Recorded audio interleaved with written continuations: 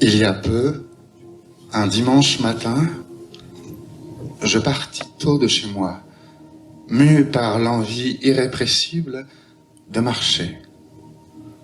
Sans aucune raison particulière, je me mis à arpenter seul les rues du centre-ville. Je voulais profiter des premières lueurs du jour. Je voulais aussi m'étourdir du calme de l'aube encore naissante. Après une demi-heure de balade dans les rues désertes, sans véritable but ni cap, je débouchais sur la place de la vieille horloge, où plusieurs personnes étaient en train de monter des tables et sortir de leurs voitures des cartons. Je me suis mis par curiosité à parler avec une femme d'une 60aine d'années, qui m'expliqua qu'un grand vide-grenier allait s'ouvrir d'ici peu. Je fumais une cigarette au soleil en attendant, observant les différents stands qui finissaient d'être montés. Puis je flânais au petit bonheur, au milieu des allées récemment constituées. Je chinais distraitement et finis par tomber sur un vieux carton oublié derrière une grande armoire fêlée où s'entassaient des dizaines de babioles aux tombes passées. Il était posé par terre, ce carton, sous une grosse pile de magazines moisis. Je l'ouvris et découvris des albums de famille, des photographies jaunies posées çà et là pêle-mêle et quelques bobines de films. J'interrogeai le vendeur pour savoir la teneur de ces pellicules, mais il resta interdit, lui-même ayant oublié l'existence de ce carton. Ah ça, nom de là, je sais plus d'où je le tiens, balbutia-t-il. J'avais du temps à tuer et de l'argent en poche. J'achetais donc tout le contenu du carton pour une bouchée de pain et retournais chez moi pour découvrir ce qui pouvait bien avoir été imprimé sur ces bandes. De retour dans mon appartement, j'allumai la télé, introduis une cassette dans mon vieux magnétoscope, puis me calai dans mon canapé et appuyais sur play. Tout de suite, je ne sais pourquoi, je ressentis un malaise. Ce Napoléon de pierre, fier comme un coq en pape, je venais de le voir en vrai et en couleur. Il y avait de cela même pas 10 minutes sur le chemin du retour. Et le monument aux morts aussi, j'étais passé devant sans y avoir prêté attention. Et je lisais maintenant sur mon écran ceux qui sont tombés. Et je pensais que je ne connaissais aucun d'eux. Ces tombés en charnier et tombeaux collectifs. Je me disais qu'il ne restait d'eux pas grand-chose, presque rien, à part cette liste de noms inscrits à la queue leu sur un monument que plus personne ne regarde aujourd'hui. Une litière pour les chiens et les pigeons du parc. Et là, maintenant, la foule, les drapeaux, les beaux habits, les uniformes, les sourires, les poignées de main viriles, l'orgueil épinglé haut comme une scintillante étoile dans les cheveux. C'était sans doute au lendemain de la Première Guerre mondiale, où l'on se saluait comme des vainqueurs, ou pour le moins comme des survivants. En moi, le malaise se fit soudain plus profond, car je fus saisi par l'étrange sensation de ne pas avoir affaire à un film amateur du siècle dernier, non. Je me disais que peut-être, par je ne sais quel phénomène bizarre de distorsion du réel, se déroulait devant mes yeux, comme un écho de ce qui m'attendait, moi, comme un film d'un de mes futurs possibles. Oui, malgré l'apparente désuétude des images noires et blanches, je me vis soudain témoin d'une vie à moi pas si lointaine. Porche temporelle de troupes proches, porcherie. Est-il possible que moi aussi, un jour, je doive prendre les armes? Au vu des récentes informations, au vu de l'ambiance générale et des tendances globales, il semblerait que ceux-là, comme moi, ont été traversés par l'histoire, brinque-ballés bon an mal an, entraînés à contre-cœur par les grands événements sans n'y comprendre rien. Au départ, ils n'y ont sûrement pas cru à la guerre, ne voulaient pas y croire. Un grand nombre devait être pacifistes comme moi. Et puis, l'invasion d'un pays d'abord lointain, la mort violente d'une cousine ou d'un voisins, le fascisme grimpant comme l'hier increvable, le chômage, la récession galopante, et les voilà tous, le fusil au bras, portant haut le treillis colore, chantant à tue-tête la Marseillaise colère, donnant la mort à leur tour, à tour de bras, paradant, pétaradant sous l'étendard sanglant élevé. Eux aussi, ils ont tué. Devrais-je tuer moi aussi un jour, au nom de je ne sais quelle valeur que je penserais nécessaire et juste? Devrais-je un jour marcher au pas? Je n'ai pas l'âme d'un héros, ni même d'un combattant. Si je devais un jour tirer ne serait-ce qu'une balle sur un être humain, j'espère trouver la force de retourner le canon contre mon front et que cet être humain, eh bien alors, ce soit moi. Balle, directement retournée à l'envoyeur, sans plus de merci.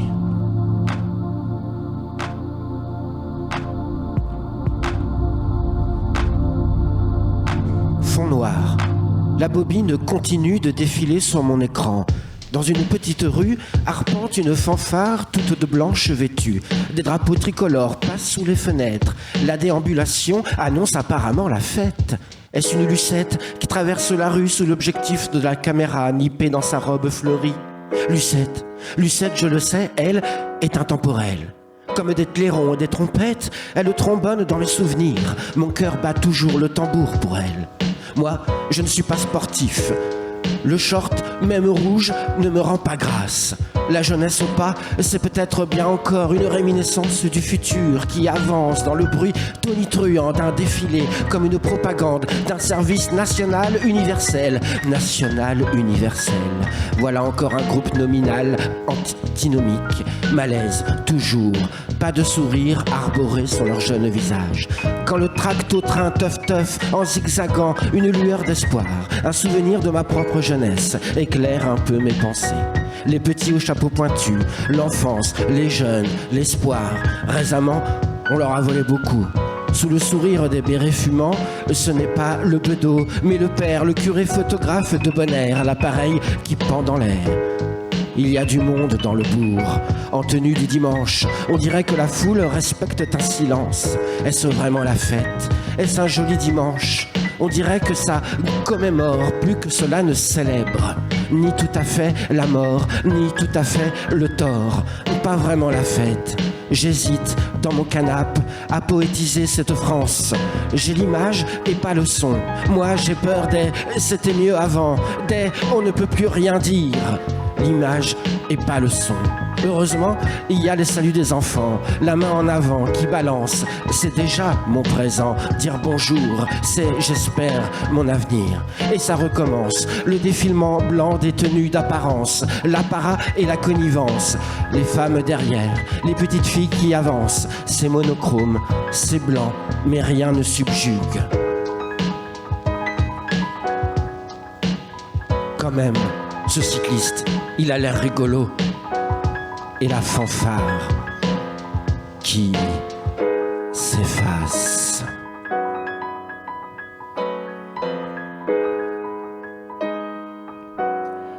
Pendant 30 ans, ma mère m'a écrit chaque semaine de son écriture appliquée, ronde, sans faute d'orthographe, me racontant sa vie, c'est-à-dire rien, c'est-à-dire une lente, longue attente, l'attente de mes réponses, de mes visites de plus en plus espacées, c'est-à-dire son ennui, ses maladies, ses malaises, c'est-à-dire son inquiétude dont j'étais toujours l'objet.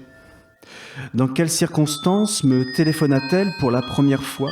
Je l'ignore, et cela n'a d'autre importance que la révélation que j'eus alors de sa voix et de son accent.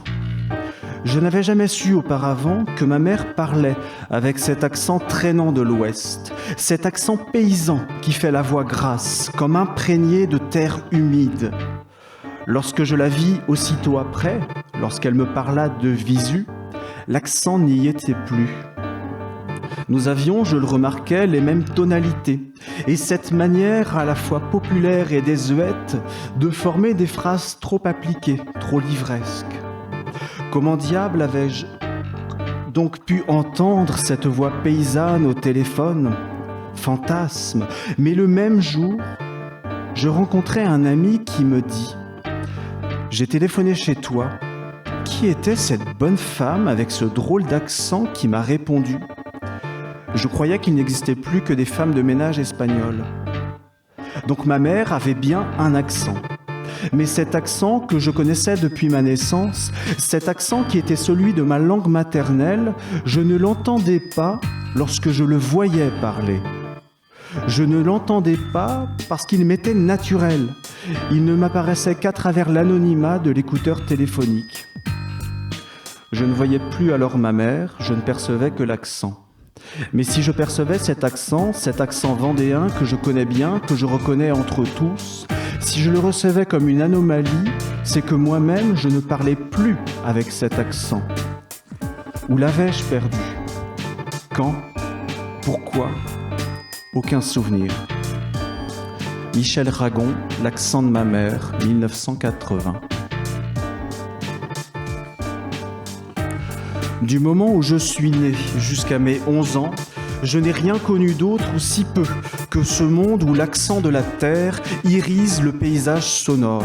Ce monde des vieilles et des vieux du fond du village. Ce monde où le père Machin guérit les brûlures, où la mère Bidule donne une fessée aux orties lorsque l'on tarde à rapporter du lait. Ce monde où ma grand-mère m'accueillit un jour en me disant « Qu'est au collet qu'etchet Bourbas » alors que je lui avais appris que je travaillais pour une compagnie théâtrale. Ce monde où le bout du département est le bout de la terre et que derrière le bout de la terre, il y a un autre monde, un autre bout d'une autre terre qui est le bout de tout. Dans ce monde, je me vois moi, enfant, courant dans les ruelles du bourg entre l'église et le château, enjambant les lavoirs, slalomant dans le flot ininterrompu des visiteurs de la foire de septembre. Ici, les vaches aux naseaux suintants, attachées aux barres d'acier zinguées, transformant la place publique en marché aux bestiaux, où les mouches se confondent à l'odeur âcre propulsée par les aérateurs des silos à grains. Là, les paysans, devisant tel ou tel sujet en sirotant un merlot bon marché dans des verres gigognes. Ici encore, le claquement des burins, marteaux, serpes, le chant rêche des rabots, ciseaux et racloirs. Ce monde est un langage sans dictionnaire, un savoir dénué d'encyclopédie. Un sifflement de vieillard sorti de derrière une haie dit tout d'une vie. L'usure d'une main raconte ce qu'est de tailler un essieu dans une bille de cormier. Le corps, ses gestes, ses sons, ses balafres comme paroles plus assourdissantes que les nombreux silences des taiseux qui regardent la route. Les accents, le raclement des outils, le bruit sec de la peau que l'on enlève des lapins, le murmure des prés en soirée. Non pas un murmure, mais plutôt une quantité de bruissement. Je me suis rappelé les sorties vespérales où, attifés de bottes et d'épuisettes, nous allions essayer de trouver quelques tritons dans les mares. Je ne sais pas quel bruit fait un triton, mais le coassement des grenouilles, je le connais. Et souvent, le soir, les grenouilles conversent à n'en entendre qu'elles. Finalement, ce n'est pas une quantité de bruissement, de bruit, de raclement ou d'accent, mais une immense clameur qui a pris possession du ciel.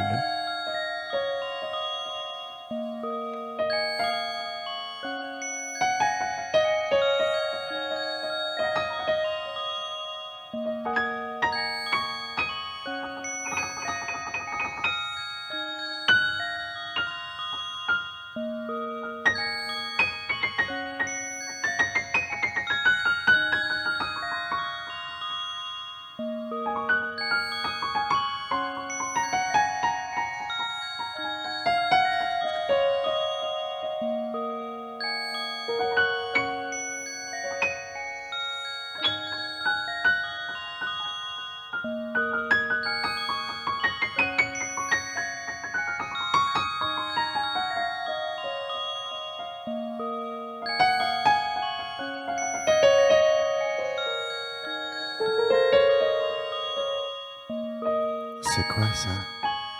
Les années 30? Un temps d'apparente paix entre deux hécatombes, peut-être un temps de paix semblable au nôtre, où on a le temps de causer, de fumer, de babiller, de prendre la pause en bel habit. On veut aimer, se divertir, nous, les jeunes filles, les jeunes hommes, nous, les survivants à la guerre qu'on nous a promis d'air des d'air. On veut se distraire d'ardard, alors on écoute la fanfare. Tiens, il y a encore des trompettes et le tambour, mais cette fois-ci, c'est pour rêver, danser, rire, célébrer le simple fait d'être ensemble et de vivre, se fêter un peu soi-même et non plus désormais marcher au pas en maudite colonne, se jeter ventre à terre dans l'abjecte mêlée et tirer à brûle-pourpoint sur tout ce qui bouge ou courir à la sauve qui peut. Tout cela, toutes celles-là ne savent pas encore ce qui les attend. Ils ne savent pas qu'une deuxième guerre mondiale éclatera et fera des millions de victimes. Ils ne connaissent pas encore les camps de la mort, les douches à gaz, la machine à tuer à cadence d'usine, les immenses charniers immondes, les trains de troupeaux humains faméliques, les génocides qu'on rendra rationnels et scientifiques, les bombes qu'on inventera nucléaires. Non, ils pensent que le pire est derrière eux. Mais comme le songe peut-être cet enfant au premier plan, le pire est toujours en devenir. Mais pour l'instant, tous ont le temps là, assis sur leur banc. Ils peuvent passer du bon temps en observant d'un œil distrait les exploits de force brute qu'on leur offre en ce jour-ci de foire. Ils regardent le beau corps musclé. Même en temps de paix, on aime avoir les corps sués. On s'extasie devant les corps dans l'effort. J'y pense, les congés payés n'étaient pas encore créés. Tout cela, toutes celles-là doivent trimer au moins 10 heures par jour et 6 jours par semaine. Et pour beaucoup, dans des conditions de travail qui frôlent la pure expiation des fautes et l'abrutissement du bagne. Ils ne sont pas encore à l'ère du divertissement tel que nous, aujourd'hui, nous la connaissons. La foire, le cirque, c'est encore un événement qui réunit toute la ville. Un temps d'ailleurs, un temps pour se prélasser, pour laisser ses ennuis, tous les tracas de la vie. Là, on peut s'amuser, se reposer, penser à toute autre chose que son pauvre petit train-train. Ce n'est pas grave si le spectacle est un peu ridicule. Pas grave si l'on voit bien le truc du bonhomme, le truc du tour, le truc du machin. On en rigole franchement. Les enfants eux-mêmes s'en foutent. L'important ici, c'est la camaraderie, la rigolade. On ne réalise pas encore que tous ces nœuds, eh bien, on arrivera à les faire dans quelques années pour de vrai. On fera de vrais nœuds avec de vrais corps dans des caves à torture disséminées à travers toute l'Europe. Mais il n'est pas encore temps. On peut applaudir, on peut saluer, on peut en rire. Tiens, le clown et ses roulades. J'aurais aimé être fils de clown. J'aurais été si fier. Ton papa, il fait quoi? Clown. En voilà une chouette de réponse. Ça vous en aurait bouché un de ses coins. Tout le monde m'aurait regardé complètement baba.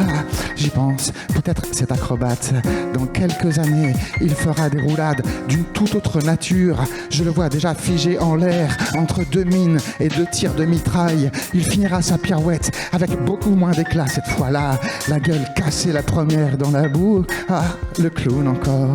Décidément, j'aurais tant aimé être fils de clown. Dans un monde aussi absurde, mieux vaut être fils d'un roi de la dérision, d'un prince de pacotille qui s'ébroue fièrement le temps d'un bon vieux clopio. Ce n'est pas grave s'il demeure à la traîne, ce bon traîne savate. Pas grave si ce n'est pas un canon de beauté.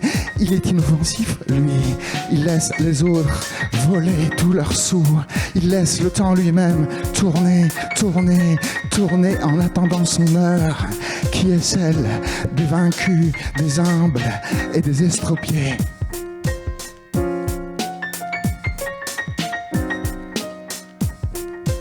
Et c'est la fanfare qui redémarre. Pas sûr que ce soit du jazz. Tambour, clairon, trompette tonitruant et porte-drapeau sur l'estrade. Le chef d'orchestre bat des bras en mesure et donne la cadence. On sert le café, on joue aux jeux et aux animations. Sur un ballon jaune agité par une petite fille est inscrit « Souvenir de la fête ». Quelle drôle d'idée! Comme de souligner la fugacité des instants de joie, l'essence éphémère de ces parenthèses heureuses entre trop de quotidiens moins endimanchés. Revient aussi le teuf-teuf du train coloré, tout fagnon au vent, et la franche rigolade des usagers, des wagons, de cette ligne hors réseau qui cascade les bosses et chahue les passagers hilars. Les danseuses en robe blanche remportent un vrai succès et la foule s'agglutine autour de la scène. Une chorégraphie légère sous les rondeurs tranquilles d'une 2 chevaux qui veille, blanche immaculée elle aussi. Bras baissés, bras levés, est-ce une salutation au soleil?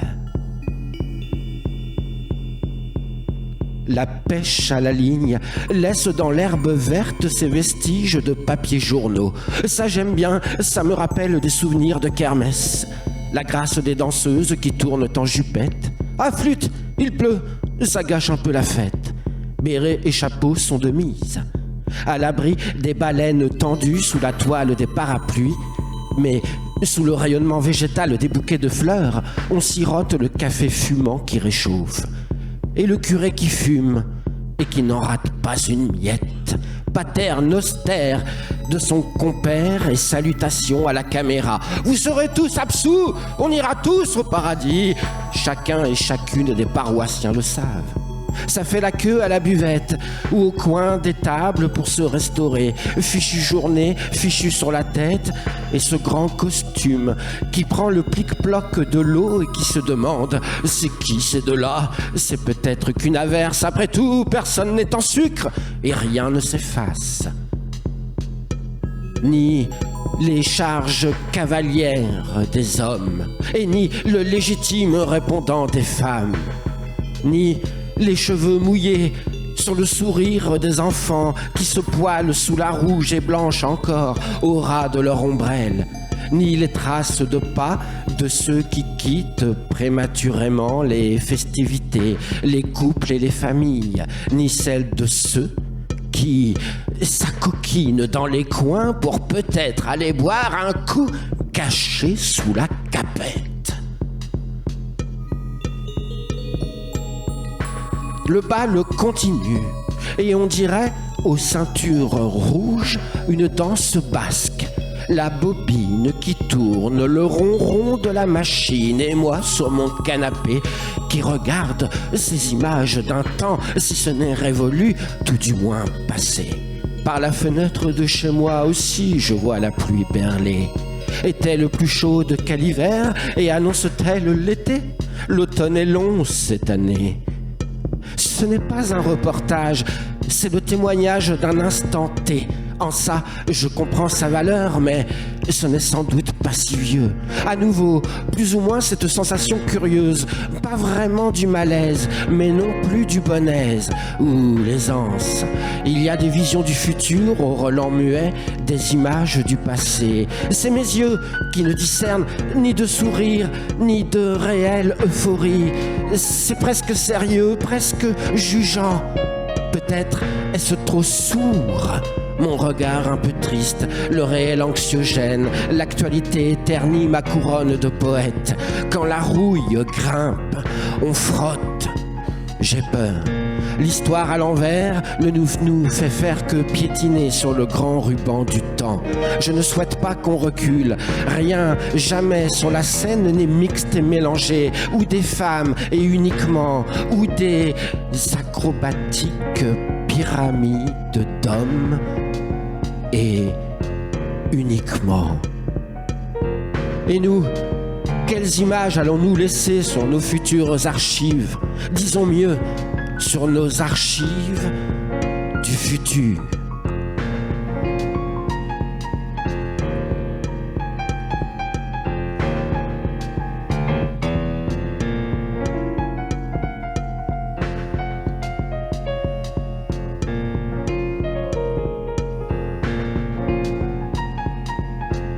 Là, maintenant, on se trémousse en masse et surtout, on se déguise. Pour un instant, sacrée saltimbanquesse et gitane de bohème, on peut se rêver une autre vie. La notion de déguisement, pour moi, rien n'est vraiment vêtement, mais bel et bien toujours déguisement. Peu importe que ce soit pelure de police de gentleman ou uniforme filiforme de fanfare de police ou d'écolier à col serré, après tout, c'est du pareil au même. Ça ne peut pas changer l'âme, ou si? Peut-être que si. Et si le contenant finissait par influer le contenu? Si je m'habillais par exemple comme une princesse arabe ou comme un digne sultan, finirais-je par me penser de cette région du monde que je n'aborde somme toute que par nos farandoles dominicales et nos fariboles nocturnes. Attention, c'est un acteur qui vous parle. Attention au plaisir du travestissement. C'est une vraie drogue, un viscéral ravissement.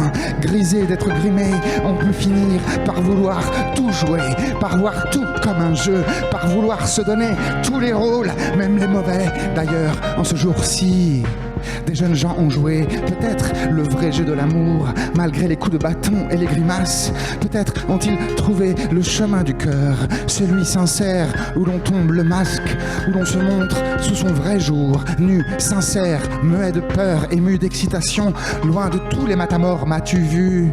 Peut-être se sont-ils trouvés loin de toutes les mises à mort feintes, loin de la minaudante masse en liesse, pauvre chant incohérent que celui de l'amour, et pourtant qui peut être criant de vérité, même dans les plus cocanes et cohus. Je dois vous dire, mon grand-père a rencontré ma grand-mère un jour de bal. Il était accordéoniste et elle, coiffeuse. J'aime à me les rêver dans cette foule-ci. Là, ils ne sont pas encore donné l'œillade. C'est l'instant d'avant le premier vertige. Car oui, comme dans un conte, j'aime à m'imaginer qu'ils se sont aimés au premier regard, reléguant en arrière-plan tout ce qui n'était pas eux, pas elle, pas lui. Regardez bien, ils sont peut-être maintenant dans l'image des simples figurants, mais cet instant est important, car il déterminera toute leur vie d'après, comme un tournant définitif. C'est peut-être lui, mon grand-père, cet homme qui passe comme si de rien n'était, et pan, là, pile dans le hors-champ, c'est peut-être là qu'il la rencontre, qu'elle le rencontre, là, juste à côté de ce groupe d'hommes qui parlent affaires et argent. Ils déblatèrent, alors qu'à leur insu, deux jeunes gens viennent de se trouver. Si beau que la foule s'arrête béate un instant pour les contempler. Ils jaugent, ils jugent, ils rient, ils commentent, ils gesticulent. Les enfants, eux, font la moue, ne comprennent pas, semblent un peu gênés. Mais ils savent pourtant, sentent bien que deux cœurs viennent de s'unir pour la vie. Et ça, c'est beau. D'ailleurs, ça, c'est le sourire de mon grand-père amoureux.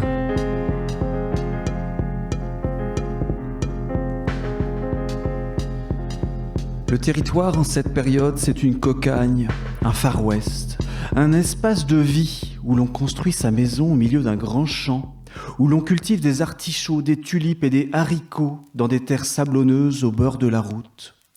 Une existence simple. Le côté immuable de la Vendée ne parle pas à grand monde.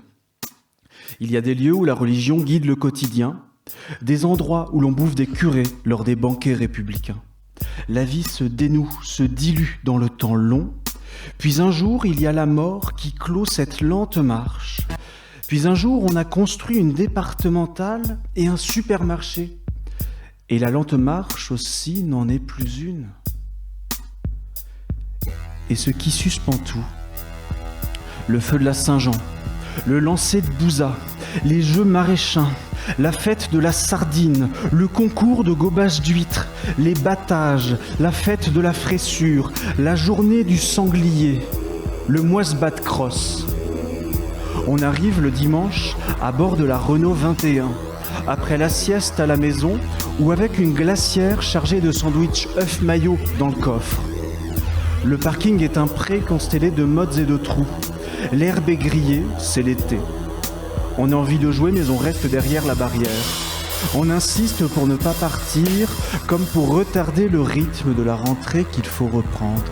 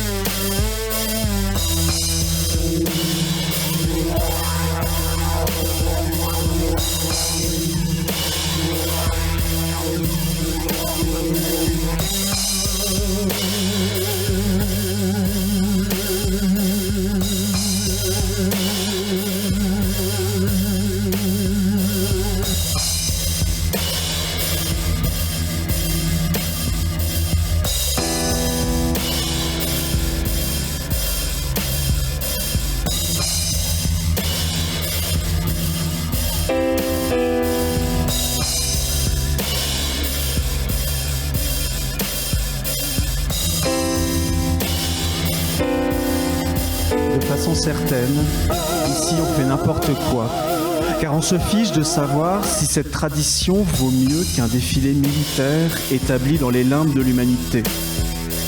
Ne vaut-il pas mieux bouffer de la crème lors d'un concours que de mourir à la guerre ?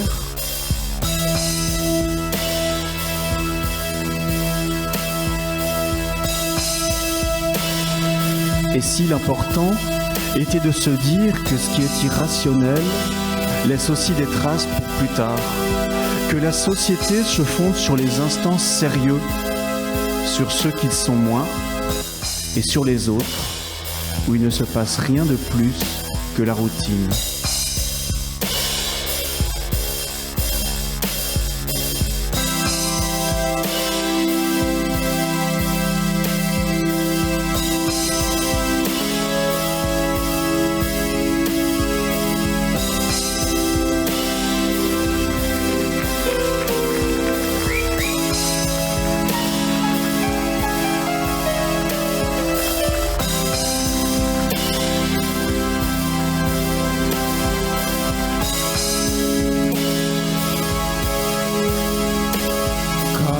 Dit un dicton colombien, un pays sans mémoire est un pays sans avenir.